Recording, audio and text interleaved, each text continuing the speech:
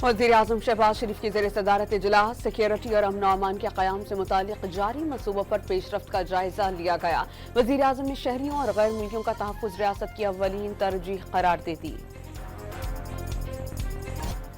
PTI आज भी फौज के खिलाफ दहशतगर्दों के साथ खड़ी है। नेशनल एक्शन प्लान की एपेक्स कमेटी में वज़ीर आला अली अमीन गंडापुर के सामने ऑपरेशन का फैसला हुआ।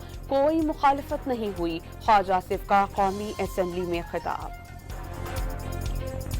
PTI ने मुल्क में किसी भी ऑपरेशन की मुखालफत कर दी। पार्लियामेंट को एतमाद में लेने का मुतालबा। शहबाज शरीफ की ज़ेर सदारत वफाकी काबीना का इजलास मंगल को तलब। वफाकी काबीना दहशतगर्दी के खिलाफ ऑपरेशन के आगाज की मंजूरी देगी। ज़राए का दावा। कराची के इलाके लियारी के MC ग्राउंड के करीब 3 अफराद की लाशें मिली हैं। मजमूई तौर पर 9 घंटों में 10 लाशें मिली। तमाम अफराद मुमकिना तौर पर नशे के आदी थे। पुलिस का दावा। डेरा गाजी खान और अतराफ के इलाकाजात में आंधी के बाद मूसलाधार बारिश। गर्मी का जोर टूट गया